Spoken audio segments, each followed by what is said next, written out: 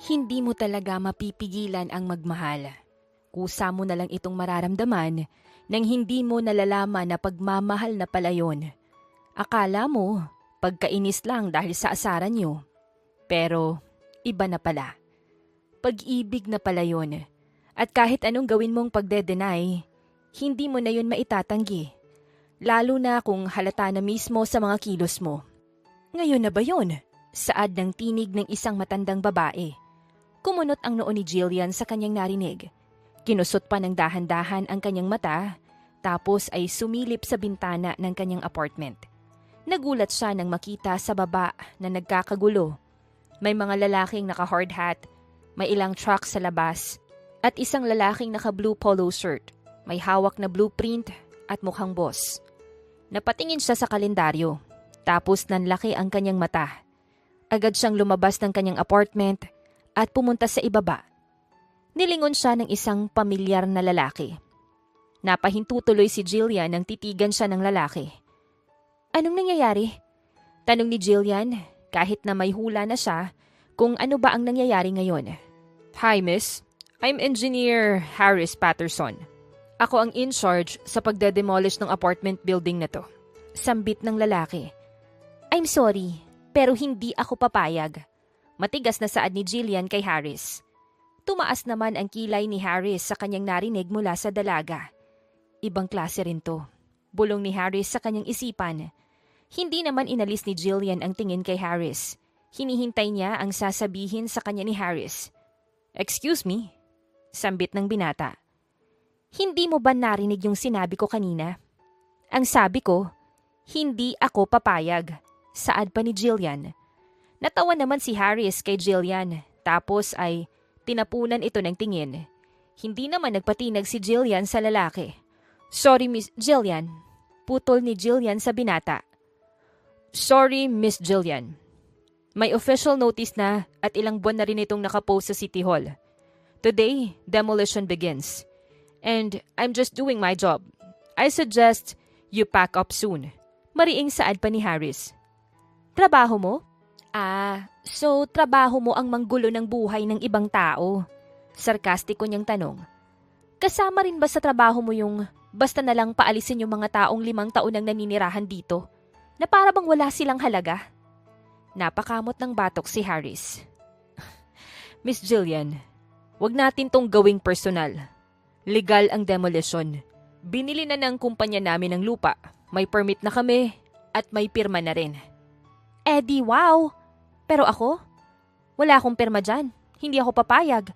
At habang nandito ako, hindi mo basta-bastang mapapabagsak ang apartment na to. Matapang na sagot niya.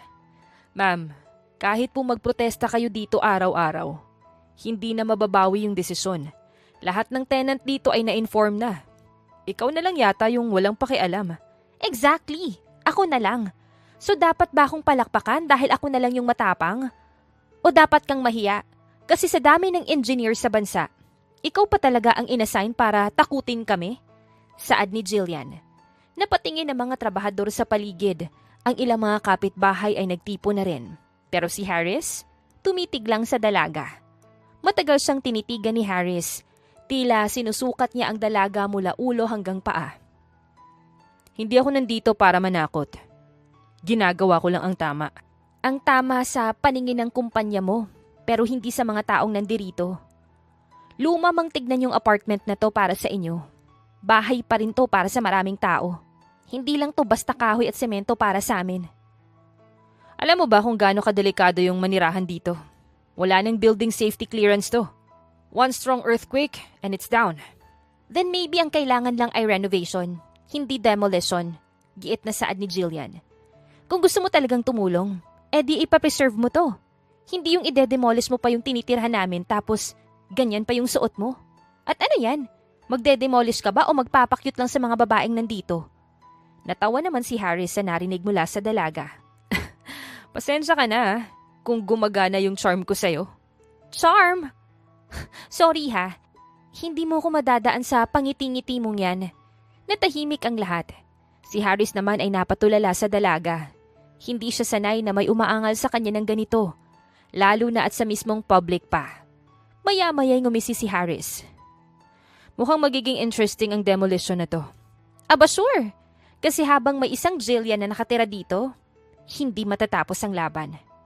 Nakangisi na saad ni Jillian sa binata. Boss, mukhang magkakagulo na po talaga dito. Bulong ng isang foreman kay Harris habang patuloy ang pagtitipon ng mga tao sa labas ng gusali. May ilang mga tenant na lumalabas na rin, bit-bit ang mga cellphone at tila naka-livestream pa. Saglit na nag-isip si Harris at muling tumingin kay Jillian na hanggang ngayon ay nakatayo pa rin sa tapat ng gate. Tila isang human barricade. Okay, i-reschedule muna natin yung demolition. Anya sa foreman. Sure? Temporary lang muna. I-report mo rin agad to sa opisina. Para naman malaman nila ang mga nangyayari dito. Kung itutuloy natin to ngayon, hindi rin tayo makakakilos ng maayos dahil sa sitwasyon. Sambit ni Harris. Sa mga tenant po, pansamantala muna naming ipagpapaliban ng demolition. Pero inaasahan naming makikipagtulungan kayo para sa relocation process. Nagkaroon ng mahinang bulungan sa paligid hanggang sa unti-unting nagsigawan sa tuwa ang mga tenant. Yay! Salamat Lord! Hindi pa pala tayo palalayasin. Sino ba yung babaeng yun kanina? Ang tapang. Lumapit ang ilang kapitbahay kay Jillian. Jillian, grabe ka! Para kang abogado kanina. Ikaw na talaga, girl. Kung hindi dahil sa'yo, siguro na bulldozer na kami ngayon. Salamat, day ha. Buti na lang talaga nandyan ka. Ngumiti si Jillian. Tumangu-tangu lang siya, pero sa loob-loob niya, worth it ang pakikipagsagutan niya. At syempre, hindi niya pinalampas ang pagkakataon. Lumingon siya kay Engineer Harris at binigyan ito ng isang matamis pero mapang-asar na ngiti. Next time, Engineer. Sabi niya habang unti-unting naglalakad palayo. Bring a better plan. Tila napako sa kinatatayuan si Harris. Pinagmasdan niya ang babaeng papalayo sa kanya. Hindi ito bastang ordinaryong tenant. Pasaway na babae. Mahinang sabi ni Harris sa sarili, pero may bahid ng ngiti sa sulok ng labi niya. Mukhang hindi pa to ang huling banggaan nila ni Miss Jillian. Mabilis namang kumilos si Jillian dahil mahuhuli na siya sa kanyang trabaho. Nagtatrabaho siya sa isang restaurant ng matandang mag-asawa na tinuring na rin niyang parang kanyang pamilya. Kung hindi ako nakipagsagutan kanina, naroon na sana ako sa restaurant kanina pa. Bulong ni Jillian habang inaayos ang kanyang buhok. Nang matapos siyang mag-ayos ay bumaba na siya at sumakay na sa Grab na kanyang nabook. Maya-maya rin naman ay nakarating na siya sa Casa de Amor, ang pagmamayari ni Aling Selly at Mang Bert. O iha, akala ko hindi ka napapasok. Saad ng matandang babae. Pasensya na po, Nay. May nangyari lang po sa apartment kanina. Kaya po natagalan ako. Saad ni Jillian. Bakit anak? Ide-demolish na raw po nila. Pero syempre, hindi po ako pumayag. Saad pa ni Jillian. Aba dapat lang. Ilang taong ka nang nanirahan dyan. At sayang naman kung mawawala. Mas okay pa naman dyan dahil malapit dito sa restaurant. Saad pa ni Selly. Kaya nga po, Nay. Naglakas loob po ako nakausapin yung engineer na in charge. Kaya ayon, walang demolition na nangyari. Masayang saad ni Jillian. Yan ang anak ko, hindi nagpapatalo. Sabat pa ni Bert na nakikinig din pala. Siyempre naman po, Tay. Sagot niya sabay appear kay Manong Bert. Dumami na yung mga customer kaya naman nagsimula na si Jillian na magtrabaho. Hindi pa rin nawawala sa isipan niya ang nangyari kaninang umaga. Naiinis kasi siya kasi matagal na siyang nakatira sa apartment niyang yun. Tapos may biglang susulpot na parang wala lang halaga sa kanila ang mga mawawala ng tirahan. Habang hinahanda niya ang mga order ay napatingin siya sa pintuan na bumukas at pumasok ang isang lalaking ayaw niyang makita. Ano naman ang ginagawa ng lalaking to dito? Bulong ni Jillian at halos magkasalubong na ang kanyang mga kilay sa inis. Agad itong nilapitan ni Jillian, dala ang menu at halatang pinipigilan ang kanyang iritasyon. Good afternoon, sir. Anya ni Jillian. Welcome to Casa de Amor. Here's our Napatingin si Harris at kumunot ang noo nang makilala siya.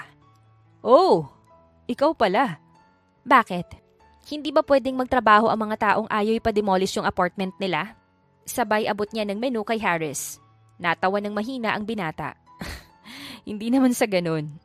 Small world lang. O baka sinusundan mo talaga ako. Excuse me? Ikaw nga tong bigla na lang ditong sumulpot eh. Correction, napadaan lang ako. May meeting ako dyan sa next building at nakaramdam ako ng gutom. Hindi ko naman alam na dito ka pala nagtatrabaho. Saad ni engineer. Well, surprise! Tahimik na tinanggap ni Harris ang menu. Pero bago pa siya makapili, muling nagsalita si Jillian.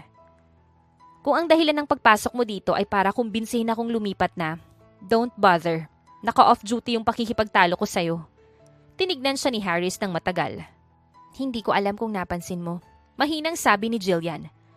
Pero marami kang binabangga sa ginagawa mong project. Hindi lang basta pader. Hindi lang basta apartment. Kasama na rin pati yung mga alaala ng mga taong nandun. Napatigil si Jillian. Na-realize ang sarili niyang sinabi. Agad niyang iniba ang tono ng kanyang boses. Anyway, enjoy your food. Huwag kang mag-alala. Walang lason yung order mo. Saad pa ni Jillian. Umalis siya sa mesa bitbit ang tray. Hindi niya napansin na nakasunod ang tingin ni Harry sa kanya habang papalayo siya. May tanong sa kanyang isip. Ano ba talaga ang meron sa babaeng yun? At parang mas gusto kong malaman kung bakit ganun siya kagalit kaysa tapusin yung demolition. Si Jillian naman na nasa likod ng counter, napahawak sa kanyang dibdib. Hindi lang yun basta apartment para sa akin.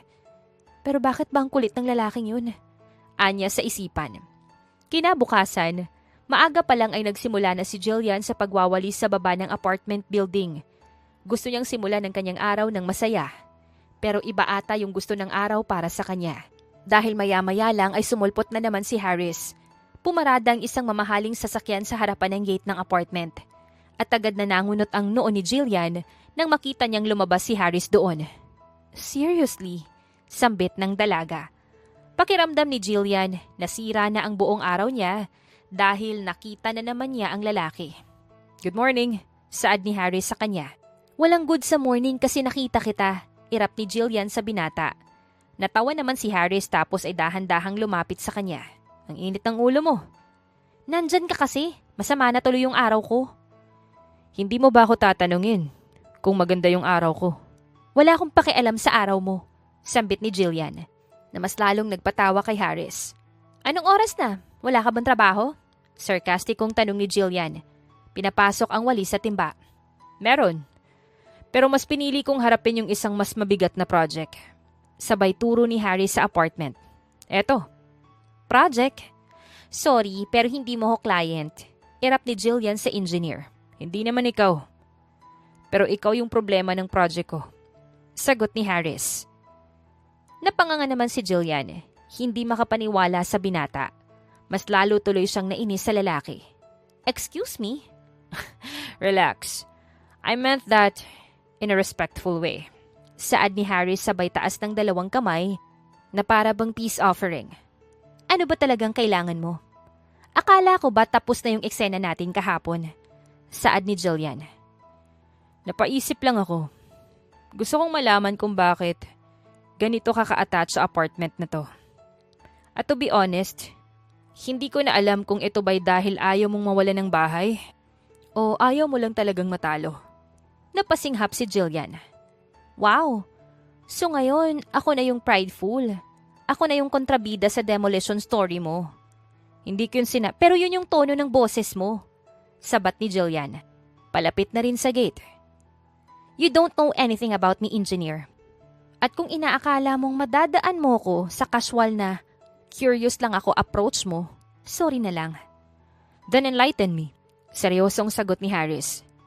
Kasi kung may valid ka namang reason, baka matulungan pa kita. Natahimik si Jillian doon at ilang saglit na napatitig sa lalaki.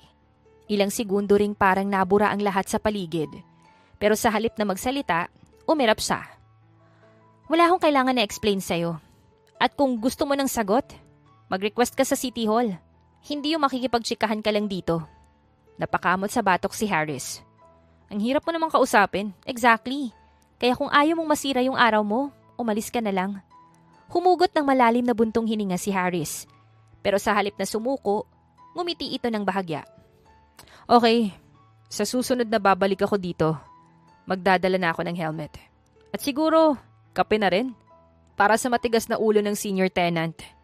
Make it 3-in-1, masarap yun sa umaga.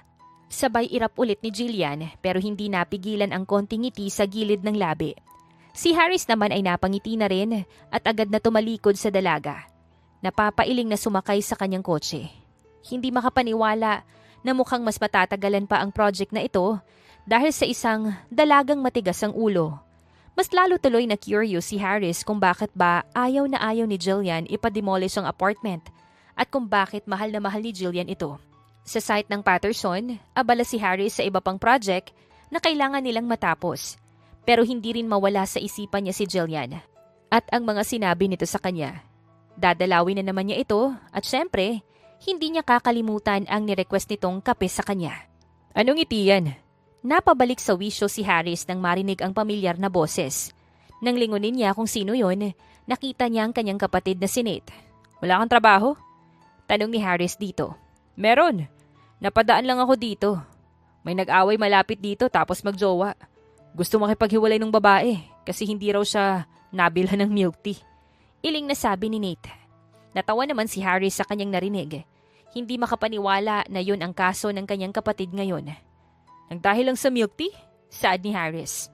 Napatango naman si Nate at nilibot ang paningin sa kanilang side. Oo, umakyat ba naman sa rooftop yung babae? Tatalon daw kaya tinawagan kami agad.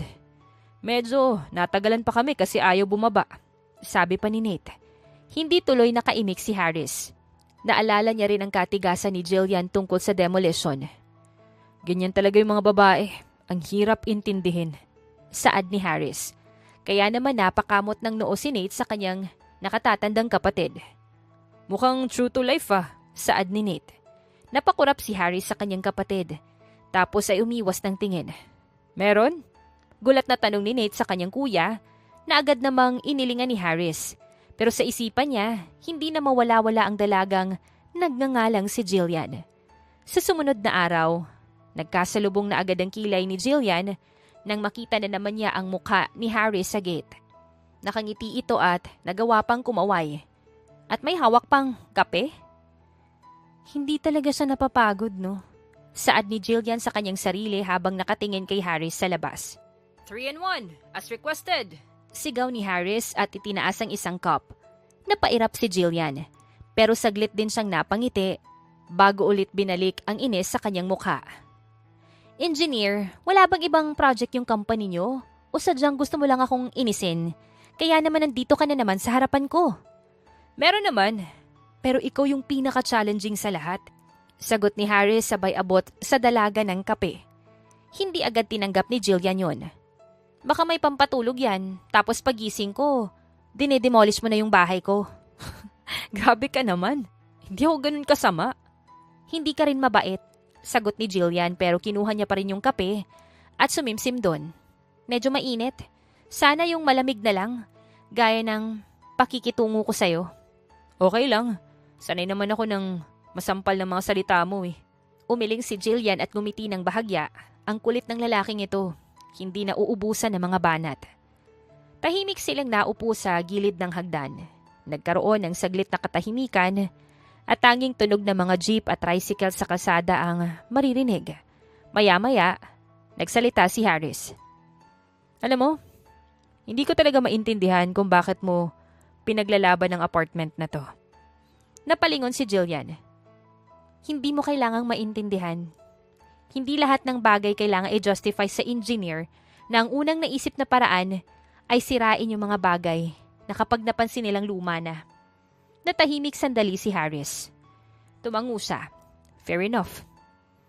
Pero, dagdag ni Jillian, hindi tumingin kay Harris. Kung gusto mong malaman kung bakit, try mong bumalik next week. Baka sakaling maisipan kong sabihin sa iyong rason. Napatingin si Harris sa kanya. So, ibig sabihin, pwede pa akong bumalik? Depende. Magdadala ka ba ulit ng kape? Tumawa si Harris. 3 sachet next week. Panghatid sundo sa init ng ulo mo. Siguraduhin mong may tinapay na rin. Gusto ko yung may palaman. Noted. Tenant with attitude. Tumingin si Jillian sa langit. Anong problema ng lalaking to? At parang hindi niya ata alam yung salitang pagsuko. At anong problema ko? Bakit parang hindi na ako galit na galit sa presensya niya? Sa restaurant naman ay abala si Jillian sa mga customers. Sa araw-araw na nagtatrabaho si Jillian sa Casa de Amor, Sanay na siya sa maraming tao. Pero iba ata ang dami ng tao ngayon kaya naman abalang-abala siya. Iha, pakidala ng menu sa VIP room natin, saad ni Selly kay Jillian. Okay po, saad ni Jillian. Si Rosa at Eva ang naging kasama ni Selly habang ini-entertain ang mga customer. Habang ang iba ay abala sa ibang VIP room at sa kusina. Nang makapasok si Jillian sa VIP room, napahinto siya nang maamoy ang pamilyar na pabango. Agad siyang napatingin doon sa loob at nakita si Harris. Kasama ang dalawang hindi katandaan na mag-asawa at 4 pang lalaki na kahawig ni Harris. Hindi alam ni Jillian pero kinabahan siya bigla.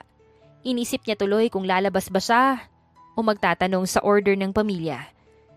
Hindi ko alam na nandito siya at talagang kasama pa yung pamilya niya. Pinagtitrip pa na lang talaga ako ng sanlibutan. Bulong pa ni Jillian sa isipan at halos sumigaw na. Hi! Saad ni Harry sa dalaga kaya naman sabay-sabay na napatingin ang mag-asawang Sylvia at Jaime. At maging ang kanyang mga kapatid. Pinanlakihan naman ni Jillian ng mata si Harris. Kinakabahan siya dahil nakaharap niya ang mga magulang ng binata ngayon. You know her? Tanong ng ginang sa kanyang anak habang nakatingin kay Jillian. Yes. Hindi natuloy ni Harris ang sinasabi nang biglang magsalita si Jillian. Suki po namin si Sir Harris dito. Nakangiting saad ni Jillian. Hinarap niya si Harris na nakakunot na ang noo ngayon. Napatango naman si Sylvia pero halata sa mata na parang maiba siyang iniisip. Ganon din ang mga kapatid ni Harris, lalo na si Nate. Matapos umorder ng pamilyang Patterson, ay mabilis na lumabas si Jillian sa VIP room para naman makahinga siya ng malalim. Hanggang ngayon, mabilis pa rin ang tibok ng puso niya. What's wrong? Tanong ni Harris na sumunod pala kay Jillian. Nanlaki ang mata ng dalaga nang makita si Harris na nasa kanyang harapan. Bakit nandito ka? Lumabas lang ako saglit. Bumalik ka na dun. May problema ba? Tanong ni Harris. Kaya naman kumunot ang noo ni Jillian sa kanya. Nagtaka sa lalaki. Wala naman. Bumalik ka na sa loob. Ihahanda ko pa yung pagkain niyo.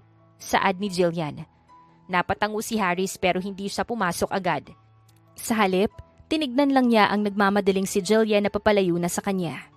Hawak-hawak naman ni Jillian ang kanyang dibdib nang makabalik sa counter. Binigay niya ang listahan ng order ng Patterson. Halata pa rin sa kanya na kinakabahan siya. Ano ka ba, Jillian? Daig mo pa yung ikakasal eh. At saka, ano naman kung nariyan yung Patterson? Hindi naman kami close ni Harris. Kaya dapat maging kalmado lang ako. Bulong ni Jillian sa kanyang sarili. Nang maluto na ang pagkain ay sabay-sabay na nila itong sinerve sa pamilya Patterson na halatang excited sa mga pagkain. Pero si Harris, hindi sa pagkain nakatingin kundi kay Jillian. Ano bang problema ng lalaking to? Bulong ni Jillian sa isipan niya. Don't tell me. Kaya niya dinala yung pamilya na dito para makumbinse ako na ipademolish na yung apartment. Kaya sila nandito lahat dahil doon. Dagdag pa ni Jillian. Hindi niya maintindihan kung ano ba ang nangyayari.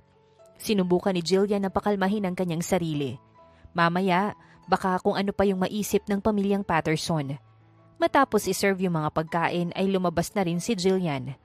Hawak-hawak niya pa rin yung kanyang dibdib dahil kinakabahan pa rin siya. Paano ba siya hindi kakabahan kung gano'n na lang makatingin sa kanya si Harris? Hindi niya rin maintindihan ang lalaki minsan. Samantalang si Harris naman ay pansin ang mga titig sa kanya ng kanyang mga magulang, pati na rin ng kanyang mga kapatid. Alam niyang may kung ano-ano na namang naiisip ang kanyang mga kapatid, pati na rin ang mga magulang niya sa kanya.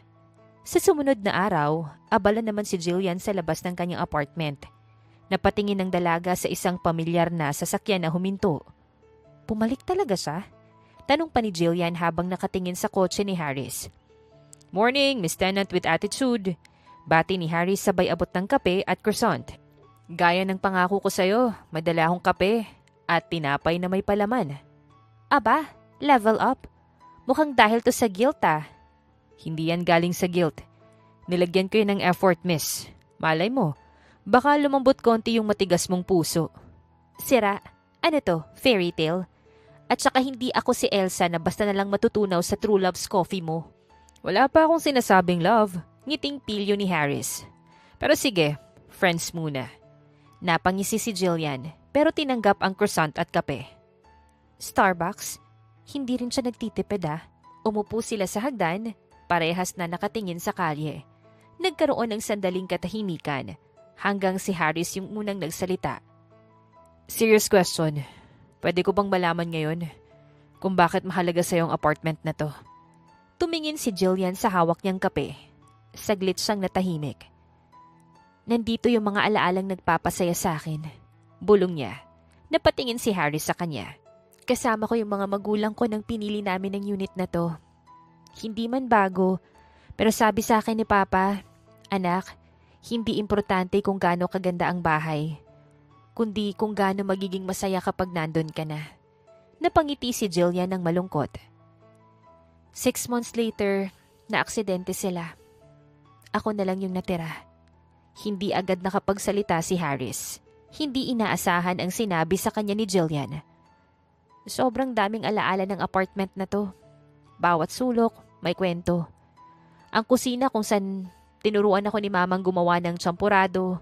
Yung bintana kung saan ko sila hinihintay na dumating kapag sinabi nilang dadalaw sila sa akin. Lumingon siya kay Harris. Kaya kung inaakala mong isa lang akong isang matigas yung ulo na ayaw ng pagbabago, now you know. Ngayon pwede ka nang umalis. O kung gusto mo, kunin mo na lang yung cup ko, babayaran ko. Saad ni Jillian. Umiling si Harris. Hindi mo kailangang bayaran. Gusto ko lang malaman yung totoo kung bakit mahalaga to sa'yo. At salamat sa pagkukwento mo sa akin. Tumingin siya sa apartment pagkatapos kay Jillian. Mas naiintindihan ko na ngayon. At hindi ko na to kayang basta na lang gibain. Wow! Pa-emote ka na rin ngayon? Biro pa ni Jillian para mabawasan kahit papano ang bigat na nararamdaman. Anong tingin mo sa akin? Walang puso? Tanong ni Harris. May soft spot ako for tenants na may tragic backstory, no? Sira, hindi ito teleserye engineer. Bakit parang ako na ang bidang leading man? Biro pa ni Harris sa dalaga. Napaatras si Jillian at sumimangot. Uy, wag kang ganyan. Kape pa lang yan. Hindi pa ako naaakit. Tignan natin sa susunod. Dadagdagan ko na to ng donut. Kapag may blueberry filling, baka magdalawang isip ako. Biro pa ni Jillian sa lalaki. Akala ni Jillian ay hanggang doon na lang yun. Pero lumipas pa ang mga araw at napapadalas na si Harris sa pagbisita sa apartment. Kaya naman hindi alam ni Jillian kung ano ang kanyang mararamdaman.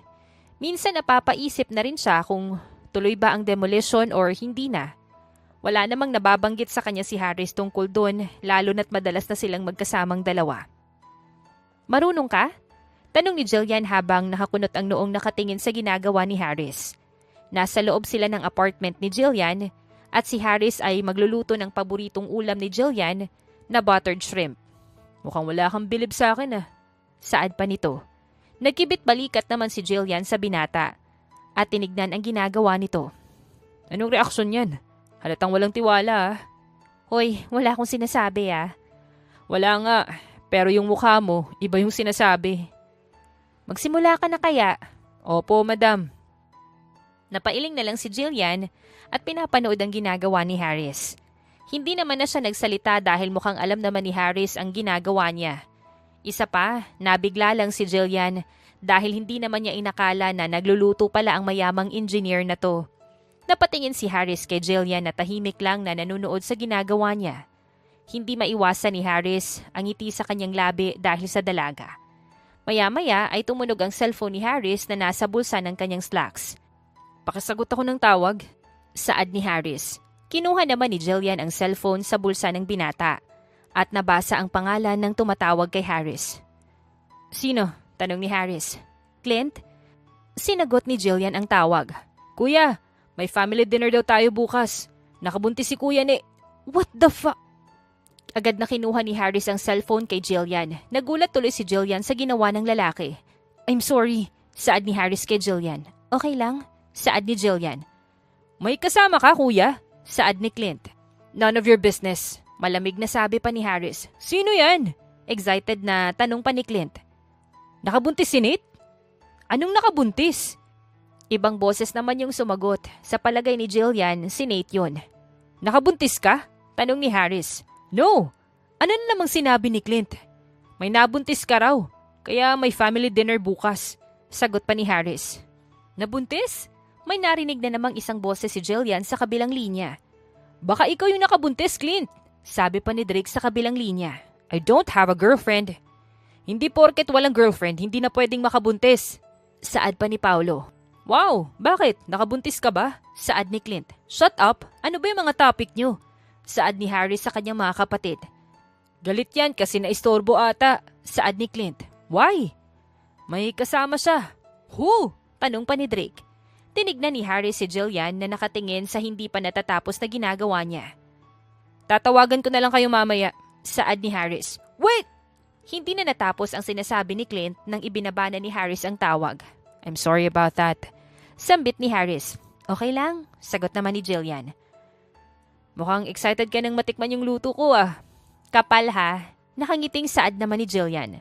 Nagtawanan silang dalawa tapos ay nagpatuloy na si Harris sa kanyang ginagawa. Ilang saglit pa ay naluto na rin ang buttered shrimp. Tikiman time! Excited na saad ni Jillian. Huwag mo masyadong ipahalata na gustong gusto mo ah. Grabe, ang lakas ng hangin. Natawa si Harris tapos ay naghanda na sa mesa ng mga plato. Tinikman ni Jillian ang luto ni Harris at hindi siya makapaniwala sa luto nito. Marunong talagang magluto si Harris. Akala ni Jillian ay focus lang ito sa trabaho niya. May talent din pala ito sa pagluluto. In fairness, masarap. Siyempre, ako pa. Ngisi ni Harris kay Jillian. Umirap kunwari si Jillian tapos ay nagsimula na silang kumaing dalawa. Mabilis na lumipas ang mga araw. Puno ng masasarap na pagkain ang mahabang dining table ng pamilya Patterson. May roast beef, seafood paella, garlic butter prawns, assorted cheeses, at mga desserts na tila galing sa isang 5-star hotel. Sa gitna ng hapag, nakaupo ang buong pamilya. Nakakatuwa naman. Bungad ni Sylvia habang pinupunasan ang gilid ng labi ng kanyang asawa. Kumpleto tayo ngayong gabi. Paulo, hindi ka ba masyadong busy sa flights mo? Medyo, Mom. Delay yung biyahe pero worth it naman yung pag-uwi ko. Lalo na't may beef roast ka. Sabay kindat pa ni Paulo. Nagtawanan ang magkakapatid. Sa gitna ng kasiyahang yun, si Harris naman ay tahimik lamang. Nakayuko siya habang iniikot-ikot ang wine glass. Napansin niyo ni Clint, ang bunso at CEO ng kanilang kumpanya. Kuya, balita ko isang buwan ang delayed yung demolition sa City District ah. Nagtama ang mata ng magkakapatid. Si Nate na isang pulis, si Drake na doktor, si Paulo na piloto, at si Clint. Halata sa kanilang mga mata na may alam sila at may hinala sa mga nangyayari. Oo nga kuya, dagdag pa ni Nate. That lot is key to our urban development project. Yung team mo raw, hindi mo pa binibigyan ng go signal. Hindi pa napoproseso lahat ng permits. Tipid na sagot ni Harris, hindi makatingin sa kanila. Napataas ng kilay si Don Jaime. Permits? Harris, sinabi ni Attorney Velasco na cleared na lahat ng documents 6 weeks ago pa. Natahimik ang lahat. Unless... Biglang sabat ni Drake habang nilalaro ang kutsara tinidor. May iba ka pang dahilan na hindi business-related. Napakunot ng noo si Harris. Wala. Kaya, come on. Sabay sabit ni Paulo ng braso sa balikat ni Harris. We know you. Normally, mabilis kang kumilos sa field. Pero ngayon, you even visited the site almost every day this month. Tapos, tahimik ka palagi. Is this because of the girl na nakita naming kausap mo sa tapat ng building last week? Yung waitress sa restaurant? Saad ni Clint. Napalingon si Harry sabay kunot ng kanyang noo. Paano? Bunsu style of investigation, bro. Sabay kindat ni Clint. Hindi mo pa sinasabi pero masyado nang halata. Tumawa ng mahina si Sylvia. Oh my, is Harris finally falling in love? Mom, mariing sambit pa ni Harris. Wala namang, bakit defensive ka? Singit ni Nate. Wala namang masama doon, kuya. Pero kung dahil lang sa isang babae, kaya hindi mo matuloy yung demolition, baka kailangan mo nang umamin. Nagkaroon ng saglit na katahimikan. Nahuli si Harris sa kanyang pagngiti, isang bagay na hindi nakatakas sa paningin ng kanyang mga kapatid. She's different. Mahina niyang sabi, halos pabulong. Nagpalitan ng tinginan ang lahat. Different? Paano? Tanong ni Don Jaime. Ang boses ay puno ng interest. She's real. Matapang siya. Matatag kahit mag-isa na lang. Hindi siya tulad ng mga babaeng kilala natin sa mga social circles natin. Mukhang may bumihag na nga sa puso ng panganay ko. Ngunit mabilis ding nabura ang ngiting yon sa mukha ng mga magulang nang mapag-usapan ulit ang project. Anak, mahinahon ngunit seryosong sabi ni Don Jaime. Mahalaga ang taong bayan sa proyektong to. Pero wag mong hayaang maging personal ang desisyon. Wag mo ring gawing dahilan ang nararamdaman mo para hindi magampanan ang responsibilidad mo. Napatango si Harris. Hindi siya masamang anak o kapatid. Pero hindi rin niya kayang basta-bastang sirain ang buhay ng isang babae. Hindi niya kayang wasakin ang tanging lugar kung saan ito ligtas. Bigyan niyo po ako ng konting panahon. Mariing sabi ni Harris. I'll find a way. Hindi ko pababayaan yung project. Pero hindi rin ako basta-bastang maninira ng buhay. Natahimik ang lahat sa kanilang narinig mula sa panganay na Patterson. Ngunit para sa kanila, ramdam nilang may minamahal na si Harris. At ang babaeng yon, ang waitress sa lumang gusali, si Jillian.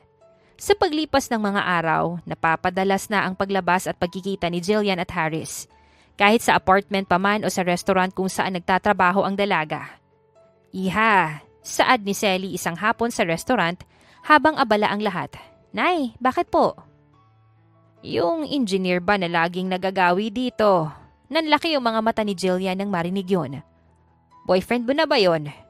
Naku nay, hindi po. Hindi ako bulag. Napapadalas yung pagbisita ng binatang yun dito. Ano bang pangalan nun? Harris ba? Napakamot ng batok si Jillian. Pilit na iniiwas ang tingin sa matandang babae. Opo, si Harris nga po. Pero wala lang po yun, nay. Customer lang din yun dito sa resto. Talaga lang, ha? Sabay irap ni Aling Sally. Ewan ko ba? Di ba siya rin yung in charge sa demolition ng apartment building nyo? Aba, bakit parang close na ata kayo ngayon? Saglit na natigilan si Jillian. Hindi niya akalaing napunta na dito ang kanilang usapan. Hindi na po itutuloy yung demolition, sagot niya sa wakas. Sinabi na po niya sa akin, pinoproseso pa lang po, pero nakapagdesisyon na po siya. Talaga? Bakit hindi pa niya sinasabi sa mga tao sa building? Lalo na't marami na yung kinakabahan at naghahanda na rin silang lumipat. At saka, kung hindi na itutuloy, ano namang dahilan? Nagkibit balikat si Jillian pero baka sa kanyang mata ang pag-aalangan. Wala lang po. Siguro, nagbago lang yung isip ni Harris. Matalim ang titig ni Aling Sally. Halatang hindi ito kumbinsido. O baka naman, may kinalaman ka sa pagbabagong yon? Hindi agad nakasagot si Jillian. Namula ang kanyang pisngi at napangiti ng pilit. Nay naman! Ngumisi ang matanda at tinapik siya sa braso. Ay nako, basta iha, mag-ingat ka lang. Mabait naman yang si Harris kung titignan. Pero alam mo na, iba pa rin kapag merong posesyon at may kapangyarihan, huwag mong hahayaang matabunan ng damdamin ang mas dapat na unahin. Yung sarili mo. Tumango naman si Jillian.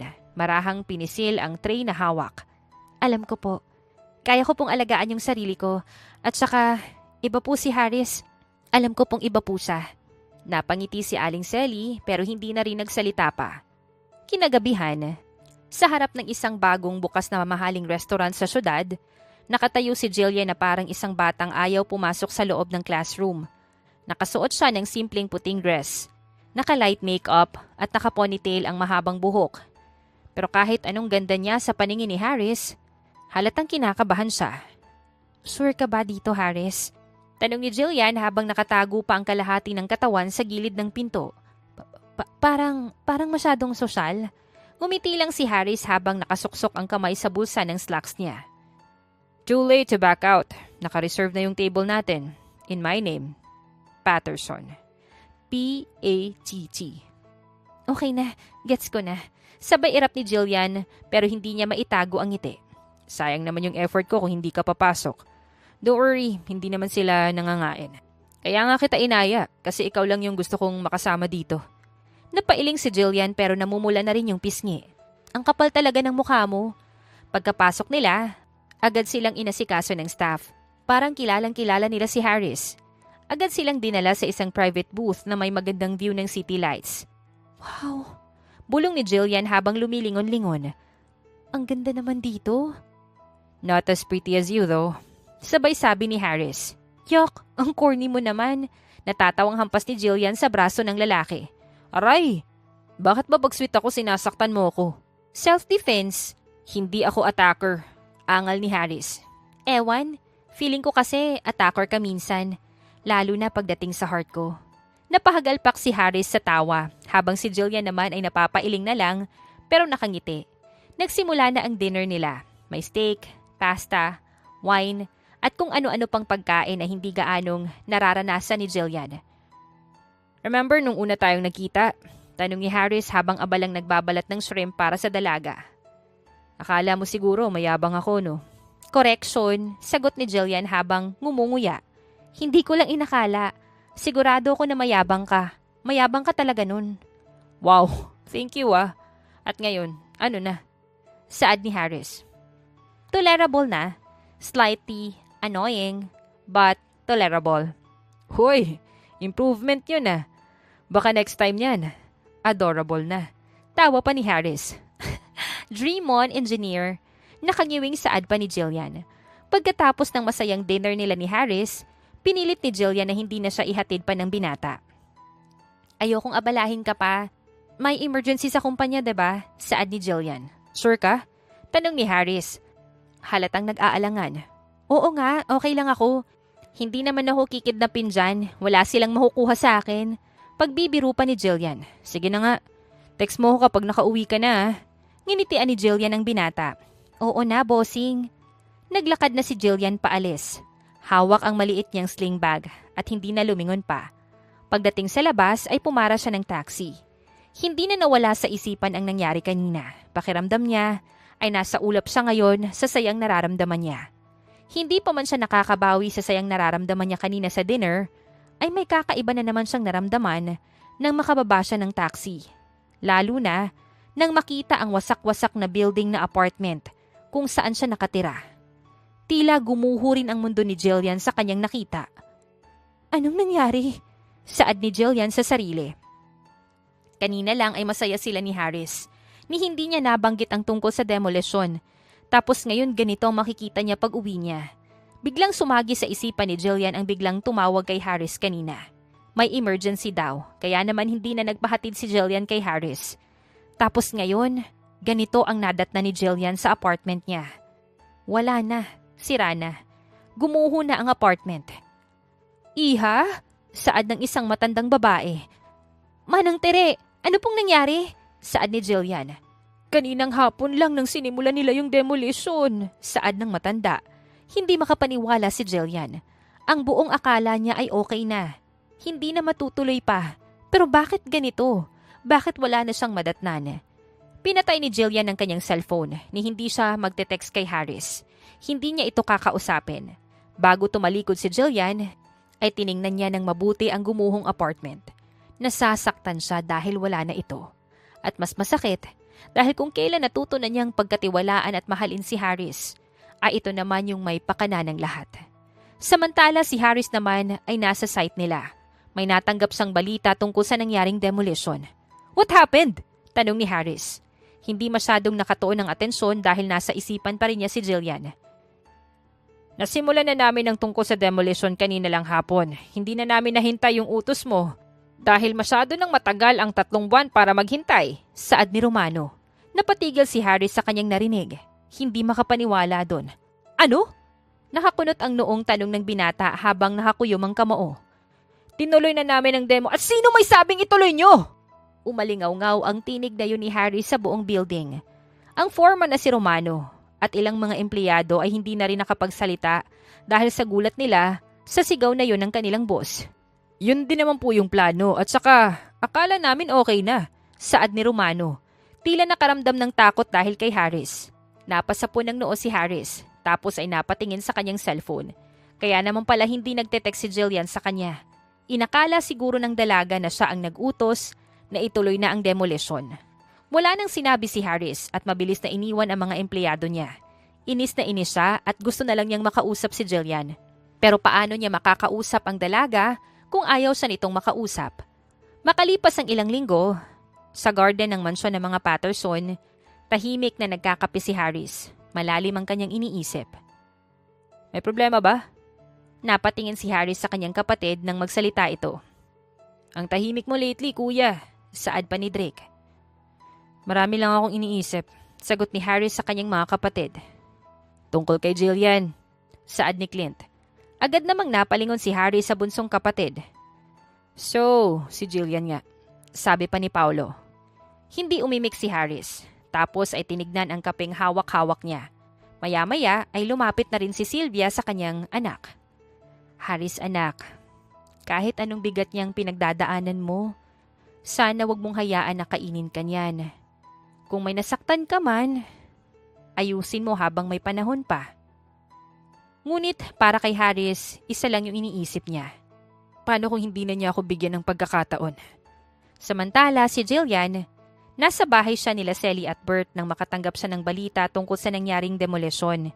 Hindi na sana niya papansinin, kaya lang ay ibang pangalan ang nabasa niya at hindi yun ang pangalan ni Harris.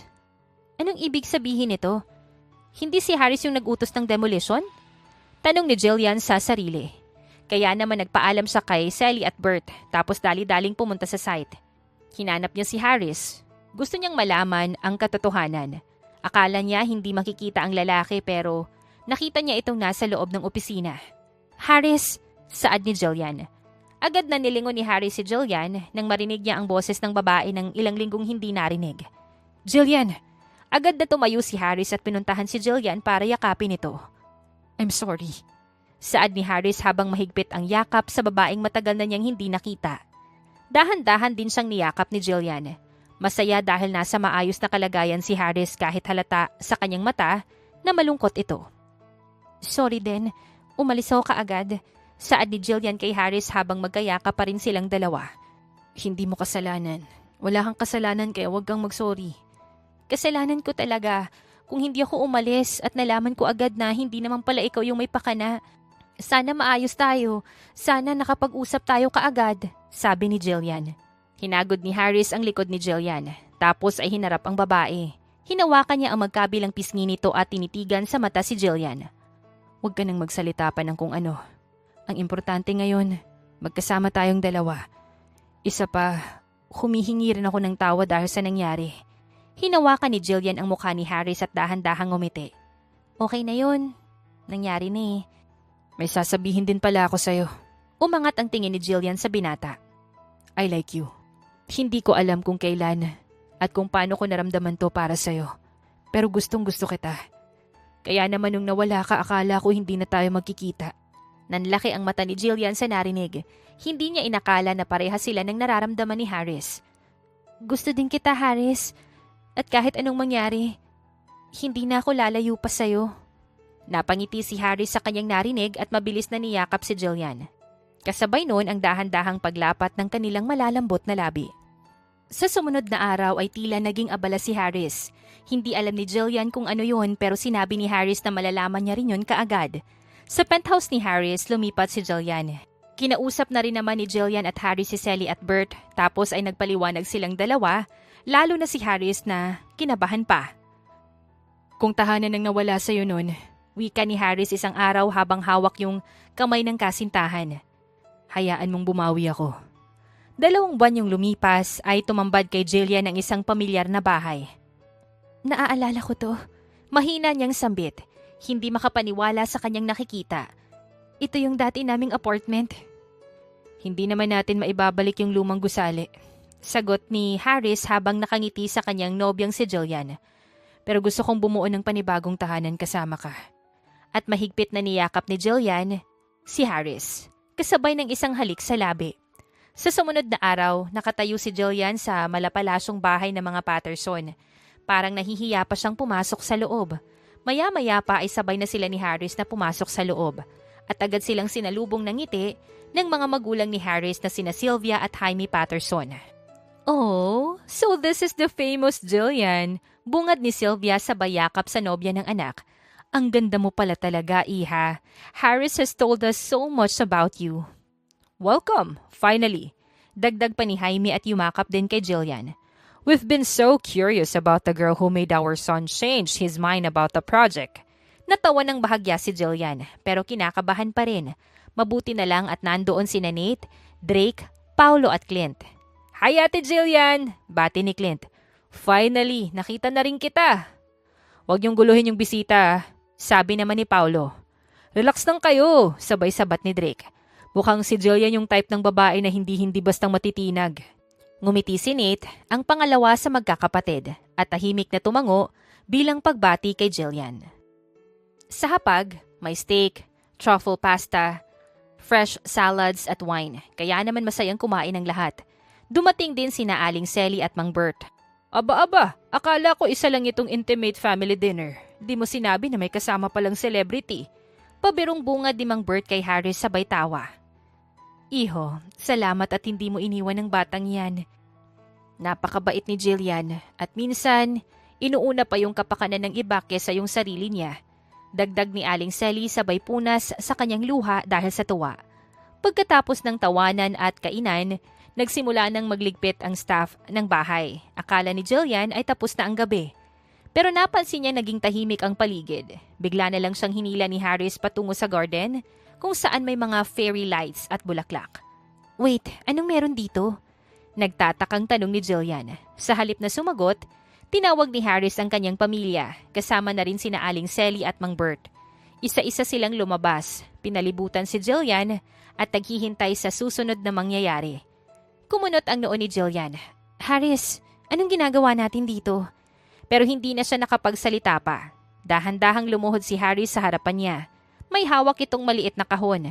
At pagbukas ni Harris doon ay tumambad ang isang eleganting singsing na simple pero may kakaibang kinang mula sa diamante. Love? Panimula ni Harris, nakatingin ng diretso sa babae. Dati, gusto kong matapos agad yung demolition para masimulan na yung project. Pero hindi ko inaasahang makikilala din kita. Napalunok si Jillian sa kanyang narinig at lahat ng tao sa paligid ay tahimik lang ding nakikinig. Nagawa mong palambutin yung puso kong sanay sa trabaho at blueprint. Kaya ngayon, pagpapatuloy ni Harris, gusto kong magplano ng panghabang buhay. Kasama ka. Will you marry me? Hindi agad nakaimik si Jillian. Natahimik siya at nakatitig lang kay Harris na nakaluhod sa kanyang harapan. Tumulo ang luha niya dahil sa tuwang nararamdaman. Yes, mahal, I will. Nagsigawan ang lahat sa kanilang narinig na sagot mula kay Jillian. Agad na tumayo si Harris. Tapos isinuot ang singsing sa daliri ni Jillian at marahang hinalikan ang noo ng kanyang fiancé. I love you. Mahal na mahal kita. Bulong ni Harris. Mabilis na lumipas ang mga araw at naging abala si Harris at Jillian para sa papalapit nilang kasal.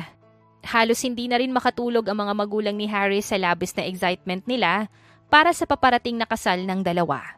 At nang dumating ang pinakahihintay nilang kasal, mas lalo pang naging excited ang lahat.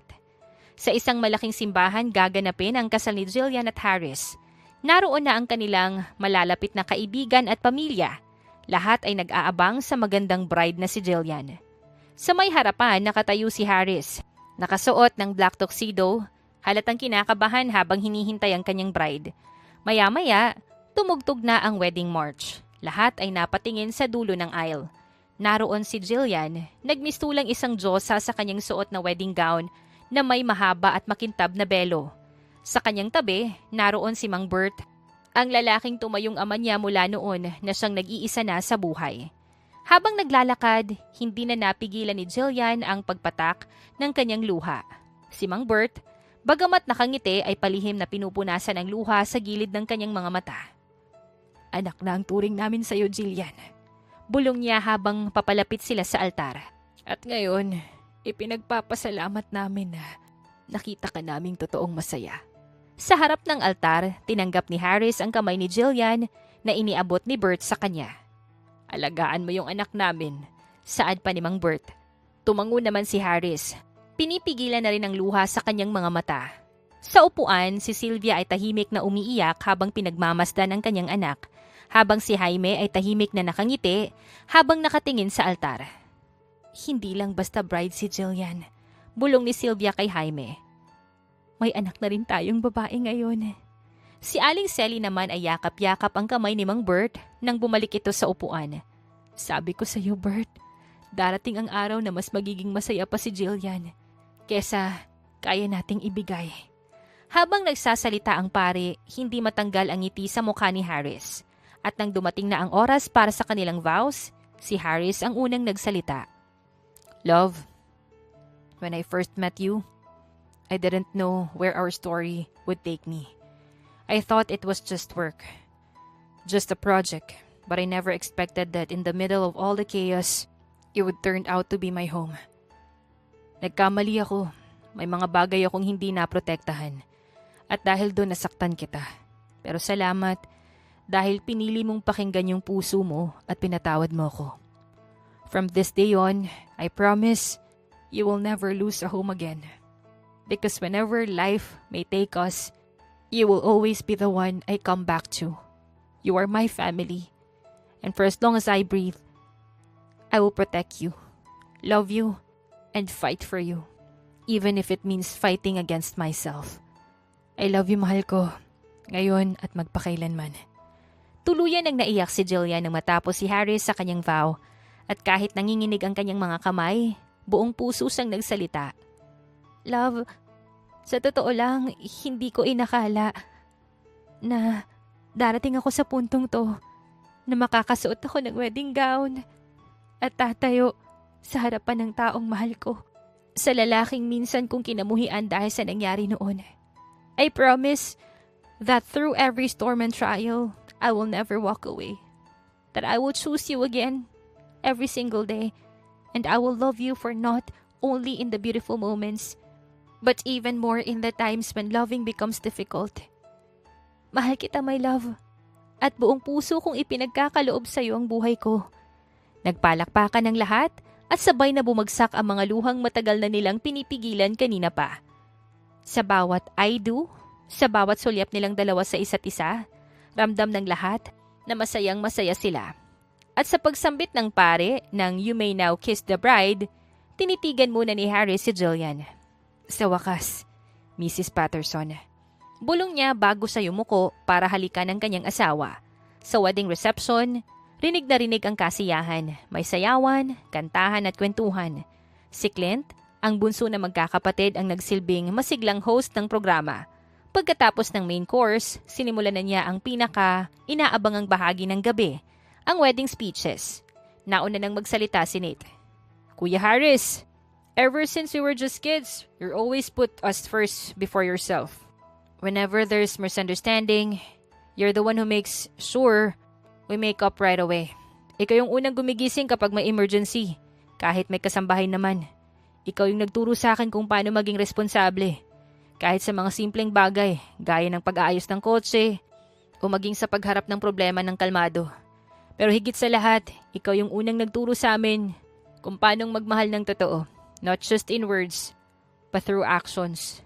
And now, seeing you smile beside Jillian, I know you've found the one who will love you just much as you've loved us. Congratulations, Kuya! We love you. Nagpalakpakan ng lahat at si Harris ay tila nagpipigil ng kanyang luha.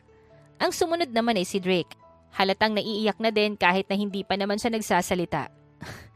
Hindi ako pala salita, pero ngayong araw, gusto kong marinig mo, Kuya, kung gaano kami ka-proud sa'yo. Palagi kang nandyan para sa amin kahit busy ka.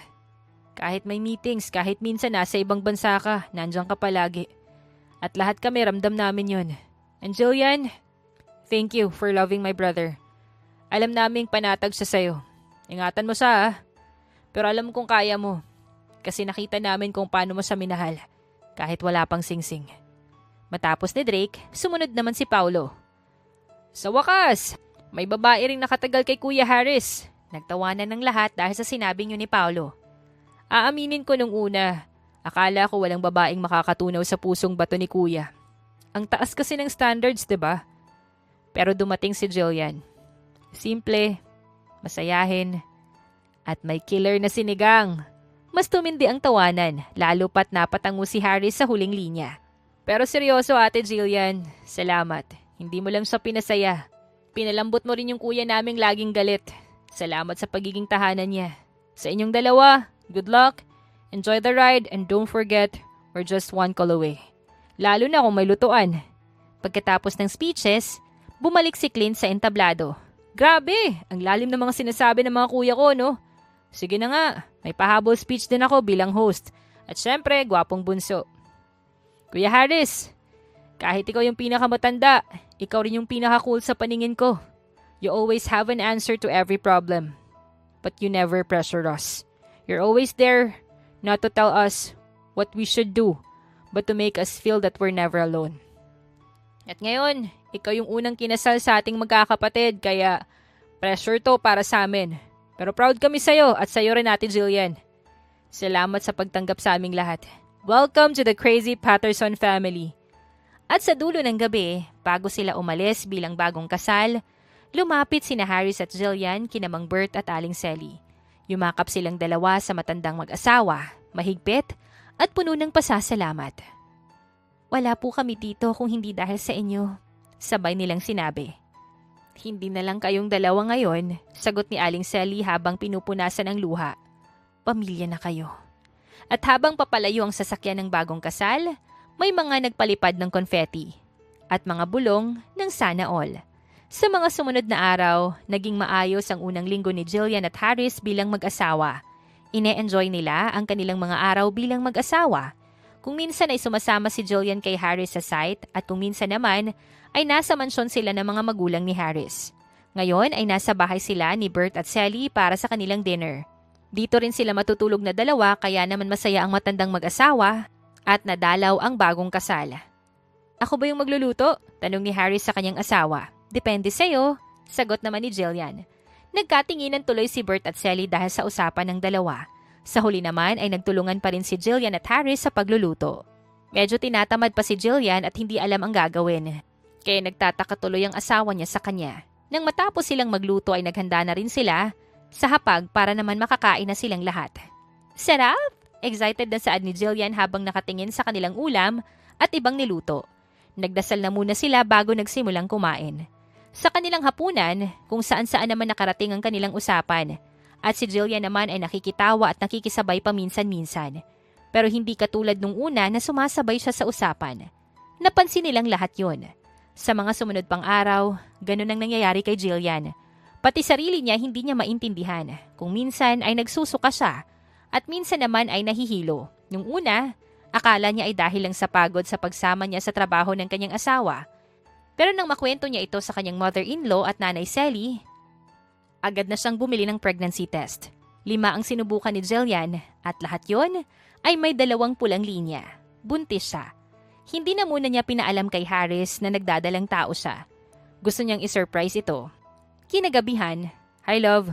Nilingon ni Jillian ang asawang kadarating lang. May dala itong bouquet ng sunflower na kinagulat ni Jillian. Magkakaroon na ata tayo ng flower shop dito sa bahay, sabi ni Jillian sa kanyang asawa. Kapag umuuwi kasi galing trabaho si Harris, hindi niya talaga nakakalimutan ang pasalubong niya sa kanyang asawang si Jillian. Siyempre, kailangan dapat maganda ang pasalubong ko sa maganda kong asawa. Napangiti si Jillian sa asawa tapos niyakap ito. May sasabihin pala ako. Sige, ano yun? May ipapabili ka ba bukas? Sabihin mo lang mahal. Bibilhin ko kaagad. Umiling naman si Jillian sa kanyang asawa. Tapos hinawakan niya ang kamay ni Harris at may kinuha sa kanyang likuran na box na may ribbon. What's that, love? Tanong ni Harris. Halata sa mukha ang kanyang pagtataka. Open it. Dahan-dahan namang binuksan ni Harris ang box at nanlaki ang mga mata sa kanyang nakita sa loob. Naroon yung pregnancy test na puro positive. Kinuha ni Harris sa loob at tinignan ng isa-isa. Chinecheck niya ang mga pregnancy test kung totoo ba na naroon. Tapos ay tumingin si Harris sa kanyang asawa na nakatingin sa kanya. Are you pregnant? Saad ni Harris. Parang hindi pa nagsisink in sa utak niya ang kanyang nalaman kahit nahawak niya na ang ebidensya. Dahan-dahan namang tumango si Jillian sa kanyang asawa.